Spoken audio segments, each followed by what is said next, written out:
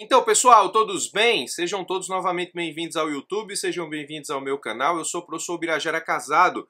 Você está na maior sala de aula que prepara para os concursos da advocacia pública.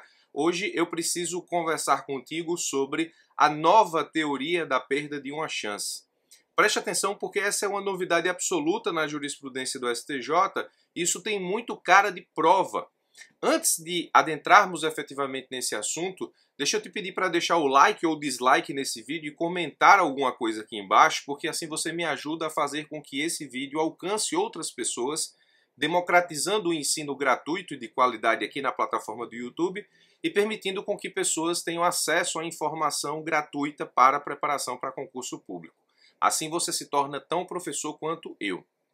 Muito obrigado por isso.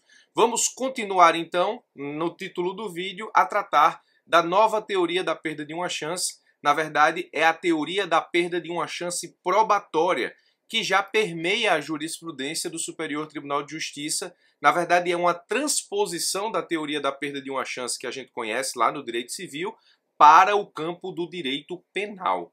Direito penal, professor? Sim, direito penal. O direito penal cai em algumas procuradorias, direito penal e processo penal.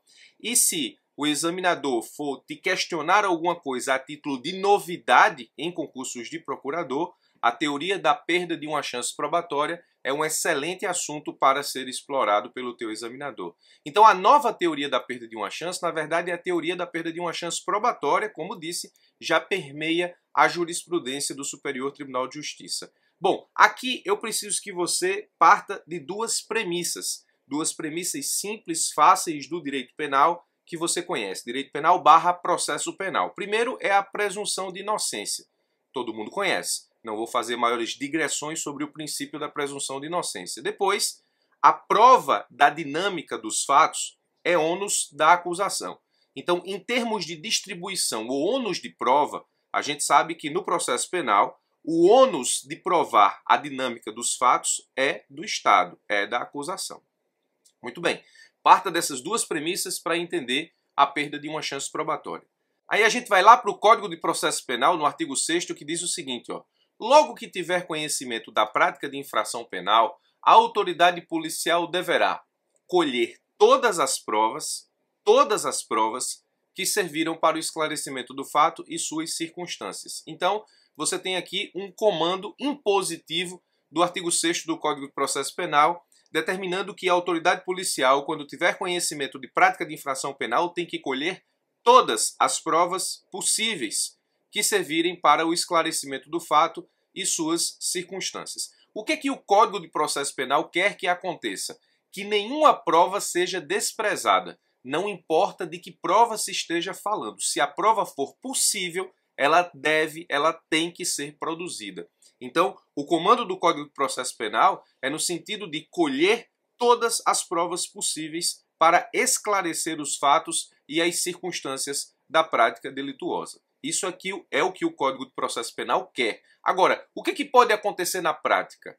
Pode acontecer na prática, e acontece, que a autoridade policial e ou o Ministério Público produzem apenas uma parcela de provas, as que consideram suficiente para a condenação e deixam de produzir todas as provas possíveis.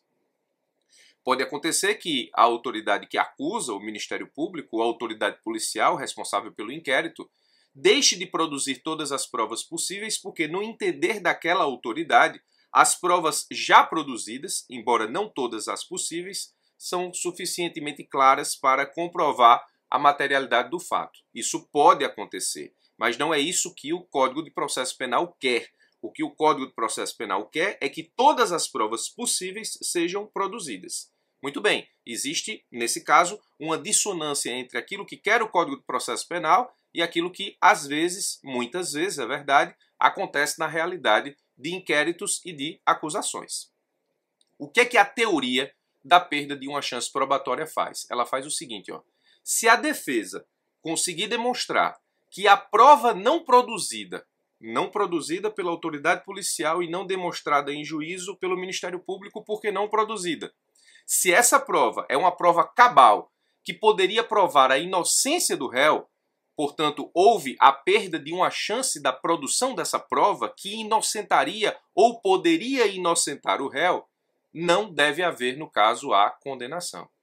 Isso é o que delimita a teoria da perda de uma chance probatória. Mas continua comigo até o final, porque tem mais coisa para a gente falar. Embora é o que a teoria faz na prática. Se existe uma prova cabal, não produzida pelo Estado, que seria suficiente para demonstrar a inocência do réu, e ela não foi produzida, então aplica-se a perda de uma chance probatória, razão pela qual o Estado juiz não pode condenar o réu sem essa prova cabal ter sido produzida, que poderia esclarecer a sua inocência. Porque isso é infringir o que diz o Código de Processo Penal no artigo 6º, inciso 3. O STJ diz o seguinte, se a acusação não produz todas as provas possíveis e essenciais para a elucidação dos fatos, está caracterizada a perda da chance probatória e, consequentemente, a condenação se mostra inviável. A quinta turma do STJ, ela propôs uma tese que ainda não foi aprovada, mas está proposta nos seguintes termos, quando a acusação não produzir todas as provas possíveis e essenciais para a elucidação dos fatos, capazes de, em tese, levar à absolvição do réu ou confirmar a narrativa acusatória caso produzidas, a condenação será inviável, não podendo o magistrado condenar com fundamento nas provas remanescentes. Eu vou te explicar isso melhor com exemplos que nós retiramos da doutrina e da jurisprudência do STJ e também tem um exemplo do TJ São Paulo. Presta atenção, fica aí comigo até o final. Bom, quem transplantou a teoria da perda de uma chance lá do direito civil para o direito penal? A teoria da perda de uma chance no direito civil a gente já conhece, inclusive há vídeo aqui no canal gravado sobre a teoria da perda de uma chance. A teoria da perda de uma chance aplicada para o direito penal, na forma como apresentada, foi transplantada pelo Alexandre Moraes da Rosa e Fabiana Mambrini Rudolfo. Em 2017 eles escreveram o seguinte, presta atenção. Em um processo democrático, não pode o acusador se dar por satisfeito na produção da prova do e pelo Estado, eximindo-se das demais possíveis. É sempre essa tônica, produzir todas as provas possíveis, que estavam ao seu pleno alcance, mormente diante das tecnologias ora disponíveis. Assim, para além da discussão quanto à busca da verdade real e da inversão do ônus da prova, é inadmissível que o Estado deixe de produzir provas acusatórias e presuma a culpa do acusado, tornando-se possível, assim, a aplicação da teoria oriunda do direito civil, ainda que necessária certa cautela quando da sua importação. Será necessária a adaptação contextual. Isso foi escrito em 2017 por esses dois autores, que são praticamente aqueles que têm a autoria do transplante da teoria da perda de uma chance do direito civil para o direito penal. Eles escrevem ainda: nas hipóteses em que o Estado se omite e deixa de produzir provas que estavam ao seu alcance, provas possíveis, julgando suficientes aqueles elementos que já estão à sua disposição, o acusado perde a chance, ou seja, a teoria da perda da chance probatória é a perda da chance de produzir uma prova de inocência. Com a não produção, desistência, não requerimento, inviabilidade, ausência de produção no momento do fato, de que a sua inocência seja afastada ou não de boa-fé. Ou seja, sua expectativa foi destruída. A perda da chance probatória, nesse caso, prejudica o réu. E é justamente do conteúdo do parêntese que reside o grande problema. Como ter certeza de que a prova que não foi produzida não colocaria abaixo a tese acusatória? Então, é essa dúvida aqui que faz com que a teoria da perda da chance probatória, nesse caso, seja favorável ao réu. Espero que você tenha entendido efetivamente o que eu estou explicando até agora, e isso pode cair na tua prova, inclusive de procurador, nas provas que exigem penal e processo penal. Inclusive, penal e processo penal, na prova da Advocacia Geral da União, é matéria de segunda fase. Então, você pode se deparar lá na segunda fase com o seguinte enunciado: discorra sobre a teoria da perda de uma chance no direito penal. Muito bem. Se isso acontecer, esse vídeo aqui pode te salvar na prova. Vamos para a parte prática, que me parece que é mais fácil de entender. Casos de aplicação da teoria da perda de uma chance probatória, aqui na doutrina, na jurisprudência do STJ, e a gente tem também um caso do TJ São Paulo. Primeiro caso: se existem testemunhas oculares do delito, a condenação não pode prescindir de sua prévia ouvida em juízo e fundamentar-se apenas em testemunhos indiretos. Olha esse caso real julgado pelo STJ, inclusive noticiado agora, no início de fevereiro de 2022. Caso real: menor foi acusado de ato infracional análogo ao crime de homicídio tentado, Policiais e bombeiros souberam dos detalhes do crime ouvindo testemunhas oculares no local. Então, policiais e bombeiros chegaram, tinha testemunha ocular, eles começaram a ouvir o que foi que aconteceu. Essas testemunhas foram dispersadas depois, sem anotação de nome, sem anotação de nada. Então, essas testemunhas oculares não foram identificadas para prestarem depoimento oficial posterior e a acusação se baseou no testemunho indireto de policiais e bombeiros. Resultado, o STJ aplicou a teoria da perda da chance probatória e inocentou esse menor. Por quê? Porque se existe testemunho ocular do delito, a acusação e a condenação não pode se fundamentar em testemunhos indiretos. Tese interessante, caso prático interessante, está na jurisprudência do STJ, pode cair na tua prova. Ponto 2, exemplo 2. Existindo câmeras de vigilância no local de um crime violento, a juntada da filmagem aos autos é necessária para aferir as reais condições em que ocorreu o delito e avaliar sua autoria ou excludentes de licitude, caso real julgado pelo TJ São Paulo, que ainda pode chegar ao STJ. Homem acusado de tráfico de drogas negou o crime e afirmou que imagens de câmeras de segurança de uma farmácia em frente ao local dos fatos poderiam comprovar sua inocência. A Defensoria Pública do Estado de São Paulo pediu a produção da prova com urgência logo após a prisão. Pedido deferido pelo Judiciário também em caráter de urgência, mas com demora no cumprimento da diligência. Resultado, chegou lá, as imagens não estavam mais disponíveis, o TJ São Paulo aplicou a perda da chance probatória, resultado, réu inocentado.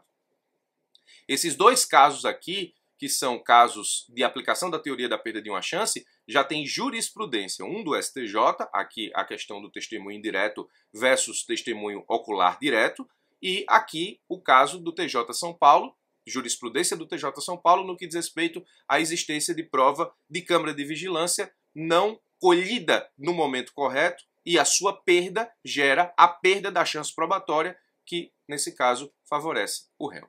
Outro caso que nós podemos efetivamente levantar enquanto exemplo, mas aí eu encontrei só na doutrina, sendo possível a consulta aos dados de geolocalização de aparelho celular do réu, a fim de verificar se estava na cena do crime, a produção da prova é necessária. Em outras palavras, a ausência dessa prova demonstra a teoria da perda da chance probatória, o que, nesse caso, beneficia o réu.